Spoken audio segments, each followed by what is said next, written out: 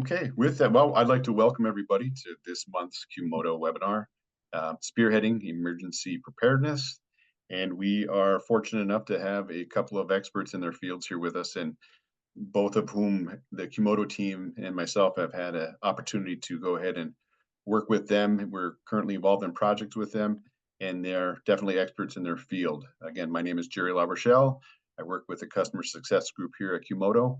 And if we could just take a few seconds here and have Karla and Dave introduce themselves, please. Karla, why don't you go ahead? Thanks, Jerry. Appreciate it. Good afternoon, everybody. My name is Karla Baldini. I'm here from Fortress Consulting, partnering with QModo on some preparedness needs, developing our incident management app for active threat preparedness for facilities. We do a range of curriculum, site-specific curriculum trainings for facilities and corporate regarding workplace violence, prevention, response. But today we're going to focus on that facility preparedness. And where we want to focus is that operational team, everybody that you guys are focused on, anybody with keys and a radio in their hand. That's my focus. Great. Thank you. Dave? Mm-hmm. Hi, Dave Krings, Director of Energy Management at Michigan Tech University up in Houghton, Michigan, right out in the middle of Lake Superior. And we've been customers of the QModo AI team here for a couple of years now, close to 3. And we've been using it around campus for lots of different things, but are just now finding out a lot of the applications where we could use it for emergency preparedness and see a lot of value in its capabilities. Great. Sam? Thanks, Jerry. I'm Sam Peng. I've got over 30 years of experience in construction and facilities with a facility management professional certification from IFMA. I've been interested and involved in emergency preparedness since about 2004 as a team leader in the local community emergency response team program, CERT in Cobb County, Georgia. At QModo, I work with the customer success team by taking user requirements such as emergency plans and safety to facilitate implementation into our app. Fantastic. So September is National Emergency Preparedness Month. And if you hadn't done it in a while, this is a great time to dust off those emergency plans and review them for accuracy. Situation may have changed at your location. This applies to individuals, families, businesses, and facilities. Check your emergency kits and supplies. And the big step, exercise your plans. As facility professionals, we deal with crises and emergencies on what seems like a daily basis. Mostly minor and relatively easy to manage, but are you prepared for the more serious emergency events? So I'll turn it over to Jerry. Okay, thanks, Sam. So opening question, and Karla, if you could take the first shot at answering it. What bottlenecks have you experienced that hinder the emergency preparedness? In some cases, we see a lot of things on paper or disorganized plan rooms. Just in general, we can get more specific maybe as we walk through, but some bottlenecks that you see that really hinder that whole emergency preparedness. Sure.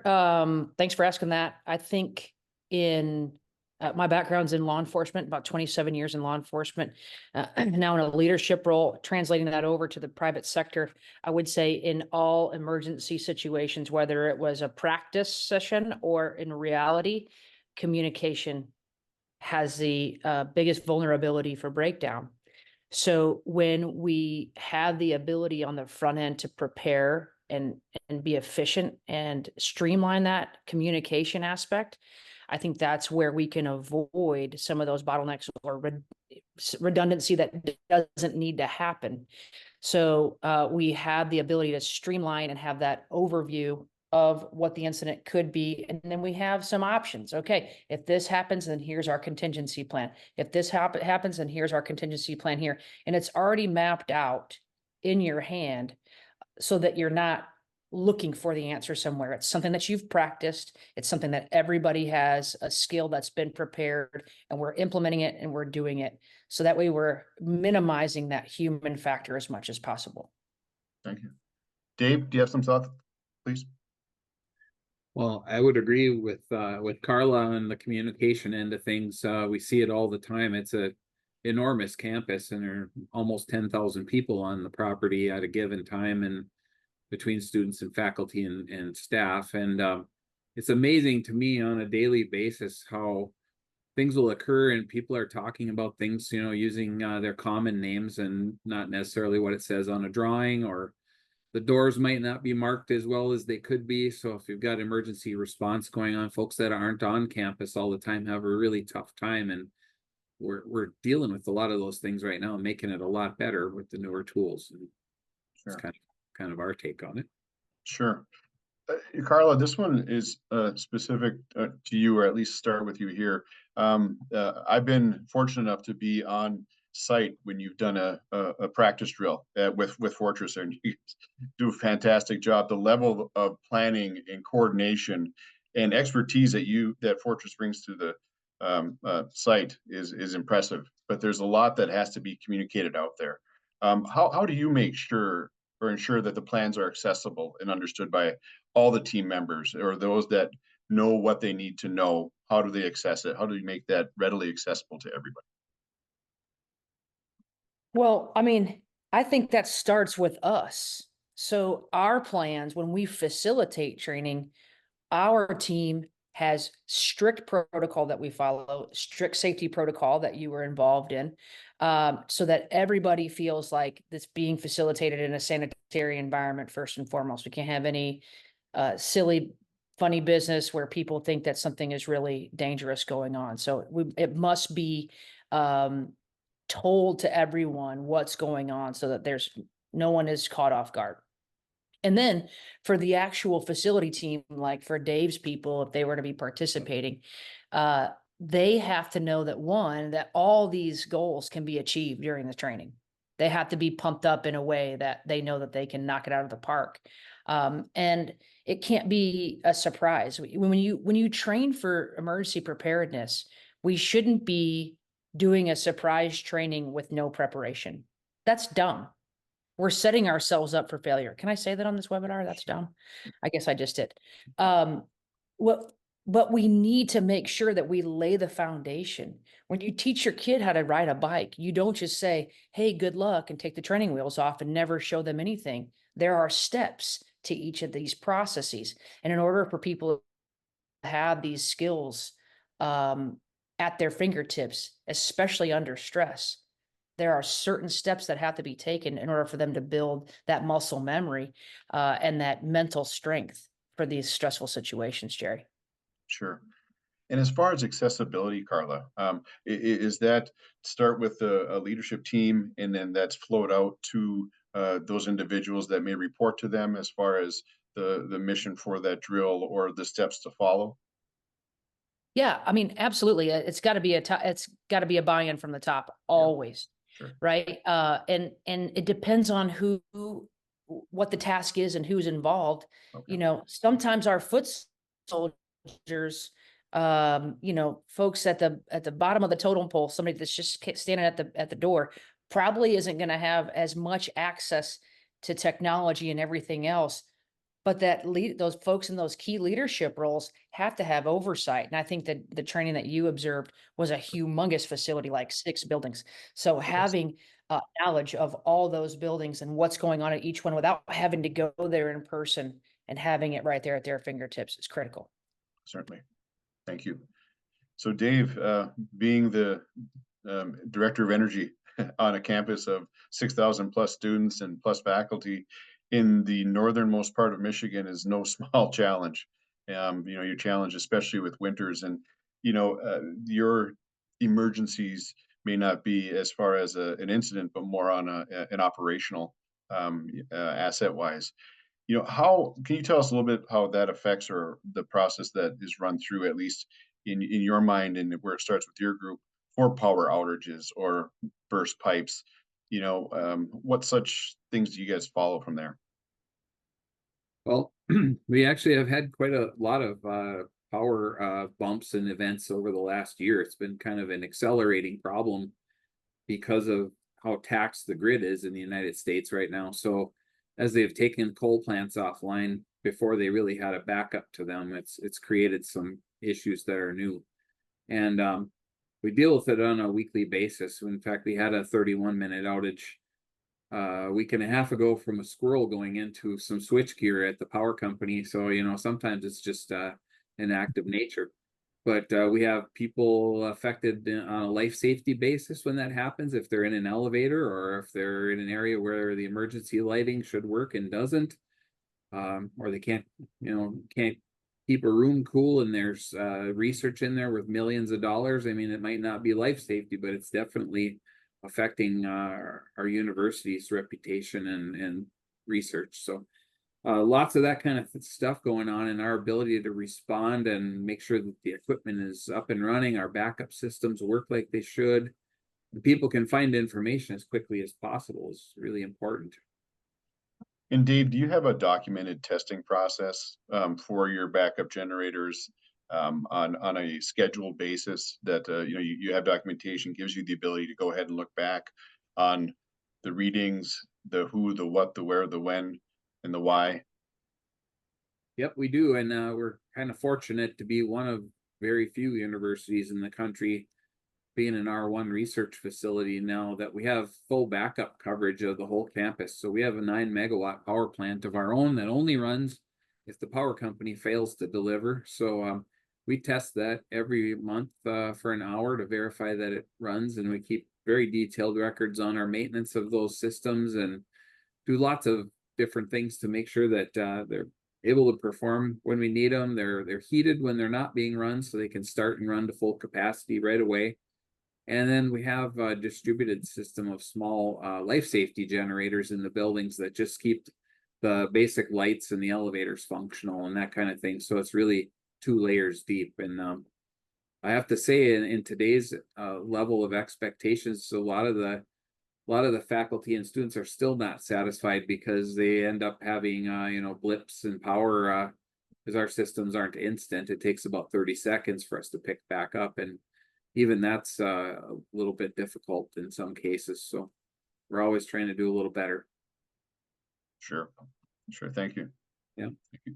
So one question is how do you ensure that the organizations have the clear communication and during that rapid and unexpected instances that come up, those emergencies? And Karla, again, if I could start with you, kind of that chaos that look, there's an emergency.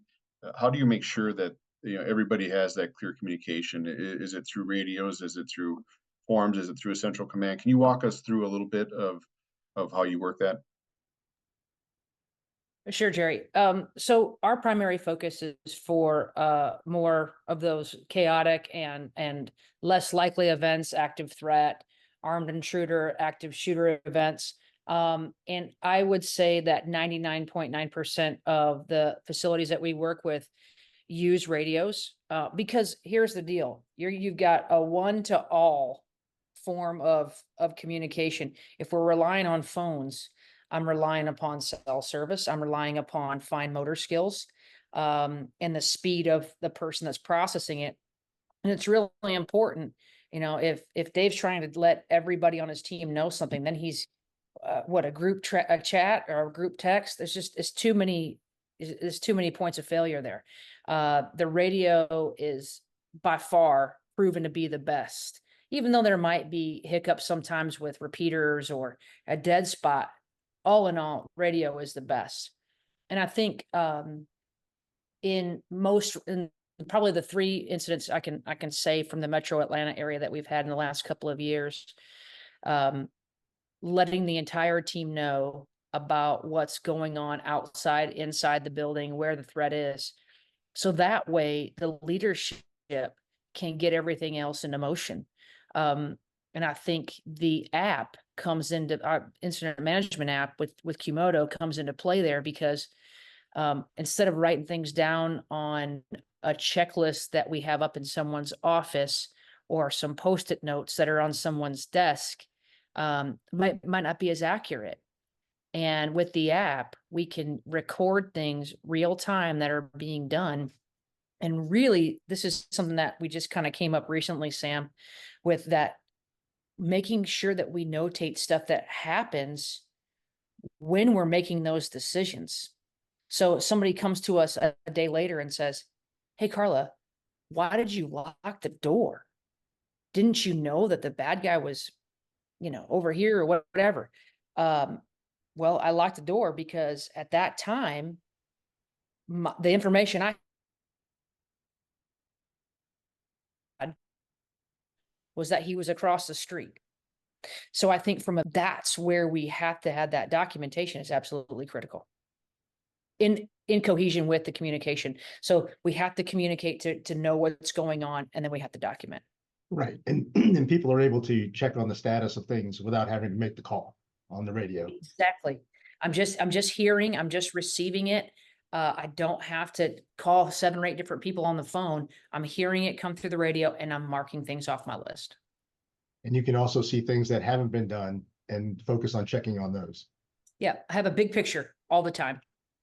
Yeah, I think that point that Karla made about the radios being superior to the other communication methods, QModo was kind of naturally set up the same way. I mean, anything we're entering from anywhere is visible to everybody at the same time. So it's pretty slick. Our maintenance technicians find it really useful.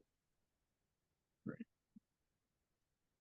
So Dave, can you walk through a little bit how Michigan Tech kind of ensures that there's clear communication and rapid communication? Can you talk a little bit about whether it's a threat or there is an emergency as far as operations mechanically or such on campus? Yep. So it's a pretty hot topic here, as it is on almost every campus in the country. I would imagine all of them. I'm working on hazard mitigation plans all the time. It's something that we update on a routine basis, and working on better security in the buildings. We have only swipe card access into the buildings after certain hours. Some unique things that we've done that at first seemed a little awkward. For example, I've got access to just about every building on campus except for the dormitories because I don't live there. So I can't go into a dorm unless I have somebody that's actually authorized to be in the dorm there to let me in. And it's just part of the things we do. Just say, hey, if they're not supposed to be in there, then there's no reason why you should have card access, even if you're responsible for heating that building, unless someone in the building is aware of it. So it's kind of counterintuitive sometimes that we limit ourselves, but it gets rid of variables in there that you just can't deal with any other way. But I would have to say, I'll admit it, we're not great at some of the things as far as communication. We're still relying on cell phones, and we've got 3-ring binders in places full of information that's not necessarily updated on a regular basis. And I keep telling our group, that I much prefer electronic documentation in QModo because the most current information is available right there. And as most people know that deal with SOPs and any ISO documents, as soon as you print it out, it's basically obsolete, right? You can't count on it being the current record. So really pushing on how digital communication and keeping stuff available where the freshest, newest information's right in front of them is important. Sure. Yeah. Hey, Jerry, I think also to piggyback on Dave, Yeah. The paperwork becomes lost and then the foundational knowledge isn't passed along. So if there's a turnover of personnel or God forbid leadership, that previous person was Johnny on the spot with their 3-ring binder or their dry erase board, which was great, but now someone else is in that role. And this is just an easier tool that can be learned, I think, especially when we're spinning people up. Great. So Dave, you brought up a good point about, keeping the plans up to date. How often do you feel, or at what points in time should plans be reviewed and updated?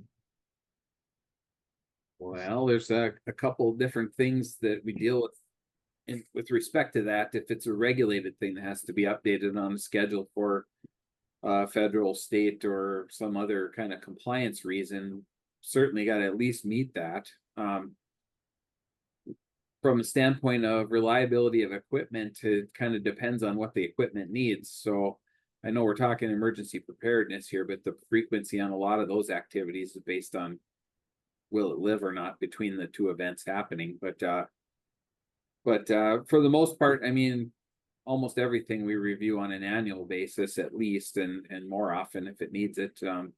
But I find a lot of things where there's really not a defined frequency. It's just you have to keep up to the change. For example, SDS sheets for chemicals that are used in the buildings. You know, you could easily have stuff in, say, a paint storage or a solvent storage room that if it lights on fire and there's a fire going on and you have firefighters in the building and you don't know what's in there, you have no idea what they're exposed to, or if it's going to explode or not. And if it does, is it going to make them sick? So, I mean, there's a lot of stuff there that you just have to be vigilant about it. And it makes it so much easier for me as a manager to ensure that we've got all that stuff done. And we have little systems. For example, there's a little orange sticker that we like to put on all of our containers that just indicate that this is in the SDS and I verified it. It's on the can along with all of its normal documentation, you know. And it's a simple little thing, but if I find one that doesn't have that sticker on it, I know that I have to talk to somebody about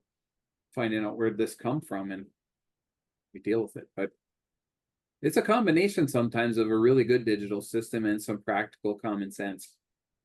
Sure. And Dave, and you touched on, I'll follow up on something you touched on, was the change, right? And Karla, I think you will run into this as far as the different locations you're at, but there's always another new location coming on, or an addition. In David, certainly in your case, in the healthcare vertical, which we're very active in too, a new building, a new wing to a building, a new floor, a new lab.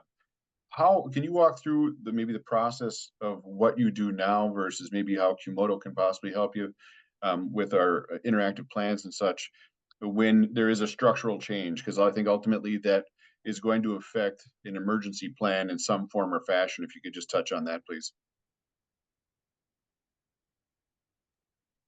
Which of us? Dave, please. Oh, okay. Okay. Well, yeah, we're growing. We're one of the few universities that is right now, and we're really fortunate to have such a great turnout of students again this year. But the buildings that are going in, they're certainly much more energy efficient than they were in the past, and they're also more secure. They have better safety systems in them. One of the newer ones, our HSTEM building, has got a lot of laboratory space in there, and the ventilation systems in there are really sophisticated. The personal safety equipment in there, the eye wash stations, all kinds of different things are much better designed and a lot more functional than they were in some of the older buildings where they were retrofitted in there. But I think, you know, the way they're designed is quite different too. For example, some of our buildings that were built in the 60s and 70s, they were really open spaces, a lot of glass, and nobody knew anything about active shooter management then. But I'm sure Karla could talk about that for days. But we don't really have places in these newer buildings where you can walk along the outside of the building and just look at people in there for 100 yards, and there's just things like that don't make sense anymore that we have to think about, and it's quite interesting. Sure. Now, and Karla, you know, I'm sure when you take on a new building or something gets added or into a current campus, that may change a practice or an outline that your team follows. Can you walk us through a little bit, you know, some of the challenges that presents and what you do to get all that up to date? Sure. Yeah. I mean, of course, we're going to encourage everybody to have 3-footed concrete and panic rooms every 5 yards built into every building. I mean, I'm just kidding. Obviously, that's not going to happen. We're not going to. Nobody's building, you know, military bases or anything like that. So there are some things that are just aesthetically pleasing. You know, oh, this is a beautiful, you know, glass piece in this conference room, and there's nowhere to find cover. It is what it is. And I think we encourage our clients to find balance in between aesthetics and pragmatism.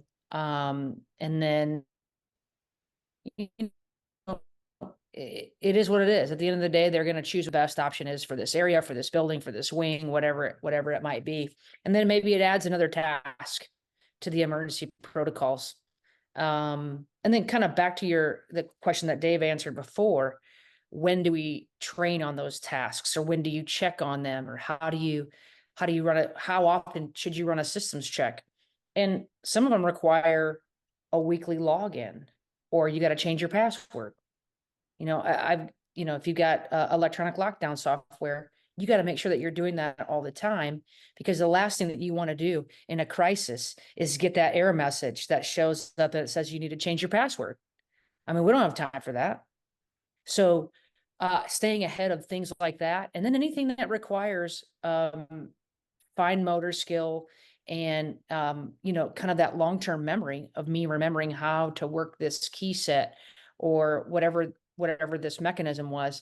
I need to be doing that bare minimum quarterly, ideally monthly, but bare minimum quarterly. Thank you. So how frequently are the plans updated? And is it on a quarterly basis? And Karla, for sure that everything is checked and verified and then modified from there? Or will an architect of a building work with you, or would you work with the property management group to understand what changes may be coming so you can work ahead of that? And that's something that could possibly be incorporated into an interactive plan that you have on the app? Yeah, so absolutely. The floor plans themselves aren't really going to hold a ton of interactive value, more so a point of reference. So if they change, that's important that we update those. But the task list for the incident management aspect on the app is critical, because if there's a task listed on there that's no longer valid, then we're wasting time or having somebody put themselves in harm's way to potentially do something that doesn't need to be done. So if they're on board with our quarterly skills acquisition training, then we will do that as part. We will sit down with leadership with the app quarterly and make sure everything's updated along with the skills training. Sure. And Dave, is that something that's done quarterly or annually to kick off a school year?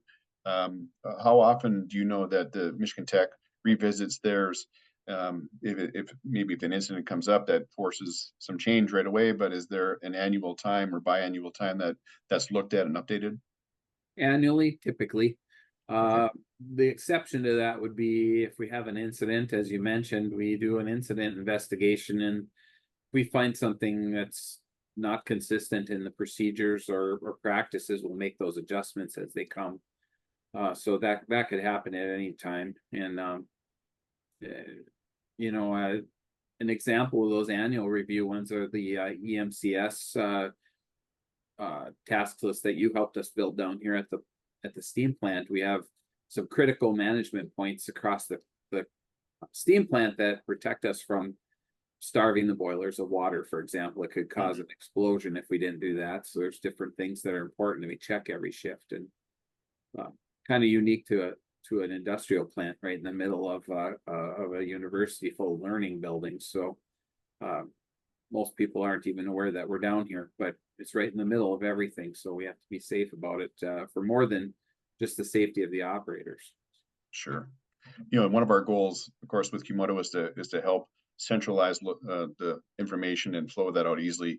Do you guys find any challenge? And Dave, we'll start with you as far as flowing out any changes, right? It's one thing to understand what needs to change, put those in place, but then to flow those out so everybody follows them. Sometimes there's an email that somebody doesn't pick up, or a memo that somebody doesn't get or store or be able to find. Do you ever find any of those challenges? For sure. You can't send out enough emails and newsletters and announcements, even in a place where pretty much everybody can read. It's just crazy how few will actually read the information, even if it comes out multiple times. So I find as we're rolling out QModo in the buildings, it's a big place. So we've got about 41 major buildings and close to 200 satellite buildings here. And the ones that have QModo, it's noticeably better because they can see what's going on and they can share information with their phones and on a desktop a lot quicker. And Karla, do you find that there are some challenges too with, again, you find the changes that have to be made, and now the next challenge is making sure everybody has them in their hands. What process do you currently have in place for that? Well, I mean, I think you hit the nail on the head. I think people are not going to read when you tell them to. Yeah. So you got to do it with them. And that's kind of the platform for all of our training in general. You've got to do it. You got to put your hands on it, or you got to walk it. And we've got to get the muscle memory built. We've got to do it. So if I want people to do the update on their phone or run through it with me, I'm going to sit down with them quarterly or have a tabletop session and say, hey, all right, here's a scenario, start your apps, here's the scenario. Let's make sure that everything's updated. Great. And again, for as many people as you work with there, Karla, on site in a chaotic situation, you guys do a great job. When we were there on site, everybody at Fortress, there was a plan, everybody knew the plan. So we're looking forward to working with you and helping you out further on that one, but it's impressive at Fortress. It really is. So I wanted to follow up on, so, these larger incidents on these campuses and the multiple buildings that might be in a little office campus situation. How important is it, or what are some recommendations to work with public safety on your emergency plans so that a little bit about what to expect when they show up, and they can then also know how to interface with you guys for possibly cutting off the power or cutting off the water type of thing. So what are some considerations for how to involve them in your emergency planning process? So I think I'll throw that to Karla first. Yeah. So wherever our client, we are a national consulting company, so we have clients all over the country. And honestly, Sam, it just depends on the agency, kind of how far they're willing to be involved with the private sector. Some already have a partnership, especially like in these large downtown footprints, where they're kind of tunneling information back and forth with floor plans and stuff like that at a very, very high level, like it's required when buildings come online and all kind of stuff like that. But we try to facilitate that relationship every time we do an annual training. Anytime we get FaceTime with that local jurisdiction to let them know what's going on, we try to capitalize on that. We did have an incident here in Metro Atlanta where it was a residential high-rise building where an officer was in a gunfight with a perpetrator who had killed a woman and was shooting at people from about 20 floors up in Midtown. And the officer was able to catch the bad guy and mitigate that. But during the gunplay, a water line was struck over an elevator shaft. So that caused the elevators to go completely out of play, and there's water pouring down. And if you're a facility person, you're sweating right now because you're like, oh God, I know how much money this is going to cost. So, and it was overnight. It happened at like 3 o'clock in the morning. So there was no maintenance person there. There was nobody there with specific knowledge. So a police officer figured out how to get a wrench and go turn off the water by getting on the phone with an on-call facilities person. And I think we implement, not only do we have our emergency management app with the checklist for an active threat situation, but also we have a repository of 4 or 5 little how-tos. Here's how to make a public address announcement. Here's how to turn off the water. Here's where the keys are to this in case hell freezes over, whatever the situation might be, but having those available to key people can only be helpful. Right. So you bring out the great point of you have to sort of gameplay when the emergency would happen at the different times of day. So, during the day, you have your maintenance engineers there. It's a lot easier to access one of them and say, go turn off the water. Right. If it's late at night, the facility, may have something posted that says, after hours, emergency, call this number. And then you'll be able to do what was done there with the and officer being able to shut off the water.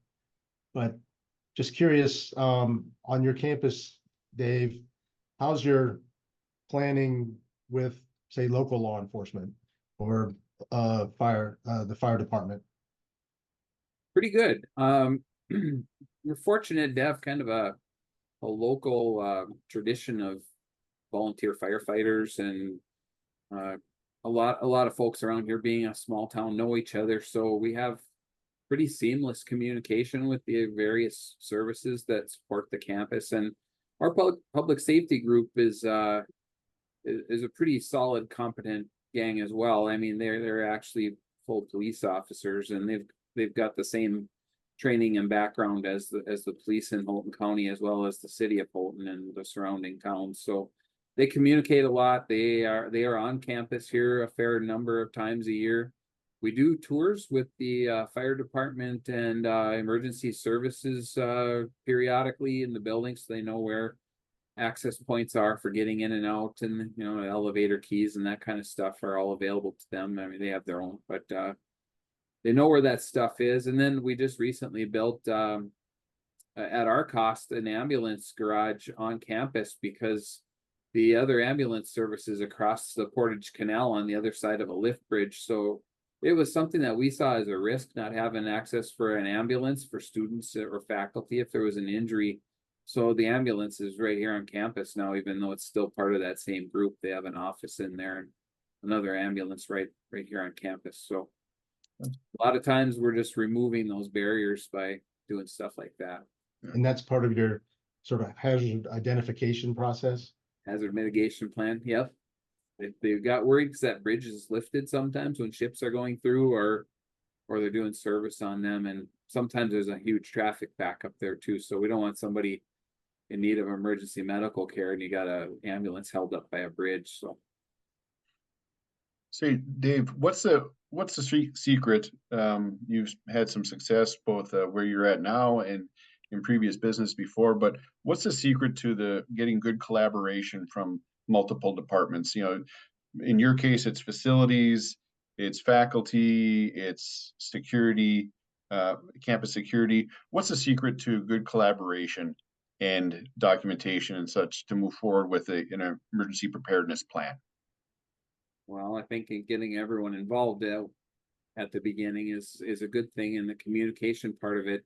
And it sounds kind of cheesy and kind of cliched, but getting to know each other and networking so that people are comfortable to step up and ask questions, or just call you if they have a question in every direction. We can't have a silo mentality, and that's a big reason why we like QModo so much, because we can put that tool in everyone's pocket and everyone can use it from their perspective, and it's a very collaborative thing. And whether we're putting locations for shut-off valves for gas, water, fire hydrant access, where to get in a door, that kind of stuff on there, or information about the rooms, it's useful, and it's kind of a democratic document or tool, applications. Sure.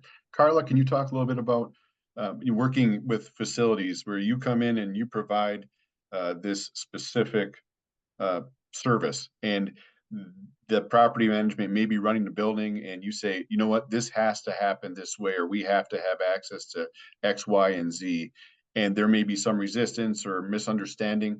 How do you bridge that? How do you help get everybody focused on what's needed and get everybody on board and buy-in? Well, Jerry, there's a couple things here, a couple things that we need to discuss. A fire emergency or an elevator entrapment or something like that is very different than an active threat sort of scenario. And from a lot of people that are watching this webinar, this is really important for them to understand. I'm not diminishing the work of firefighters by any means, but there are very few times that their work is absolutely critical within seconds. And 9 times out of 10, it's going to be somebody burn the popcorn on the 9th floor. So there is not that much of a rush, right? Also, firefighters have an understanding of these large buildings, whether it's an industrial, campus style, high rise, class B, whatever it is. They have an understanding of that because they train to understand some of the structural components about these buildings. They also have access to the Knox box, right? Mhm. So they know what a Knox box is and they have access to it. The third thing is they know how to use the elevators and what the elevator keys do, how independent works on the elevators. Firefighters understand all that stuff. Now, let's switch gears. It's a more dynamic situation where people's lives are potentially being lost or people are being hurt. Police officers do not have access to the Knox box. They never will because there's too many and there's not a specific police officer that's always going to respond. So that's not a real thing, right? In 99.9% of facilities and people that are on this call. So don't even say anything about Knox boxes because it doesn't mean anything to cops. And then two, their mission is to mitigate the threat and put tourniquets on people, right? So they're not gonna waste a lot of time chit-chatting. So the quicker that we can facilitate receiving law enforcement to get to the problem is the most important part of our training and a part of our curriculum that we explain to facility leadership and the boots on the ground. Because whether it's maybe you pushed out another 20 feet outside of the front doors of the facility to wave them in, and it saved the police officers 3 minutes circling the building and finding the right set of steps. That's lives that were just saved from those 3 minutes, right? So there are specific things that we go over to make sure that that relationship and understanding what the law enforcement mission is and what they have access to and what they know how to do is understood at the facility level. Great, thank you. Say, wrap-up question. It's two-part. First one would be for each of you, and Dave, we'll start with you, is that if you could leave one thought of what you would suggest to campuses that may be specific to your experience or where you live now, what they could do or what to keep in mind when trying to improve emergency preparedness. And then the second part of that, how do you measure it? How do you measure that the needle has been moved? Or how would you suggest someone look at something to see if the needle was moved? Are we more ready? Are we more prepared possibly than where we were before? That's a good question.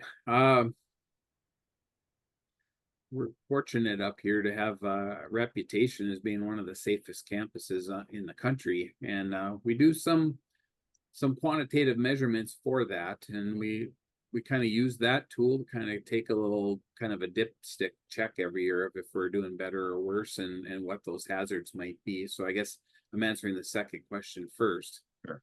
As far as what the recipe for it is, I think it still kind of goes back to communication and people understanding what the hazards might be and knowing what to do if there is one, and making sure people feel comfortable reporting when they see something that doesn't look right, and looking out for each other. We also, have put quite a few things in place on campus that are just tools that people have access to all the time. One of them being a real visible one is we've got phone stations all over campus with a big blue strobe light on top of them that anybody can pick that phone up, and public safety answers it instantly. And if all you want to do is a ride to the car in your parking lot because it's dark and you just don't feel safe, they'll be there and they'll do it. And those things are all tied back to the network, so they know right where you are when you pick that phone up. And just one of those tools, but good lighting and good security practices. And then we have excellent courses on campus for self-defense and just situational awareness, where one of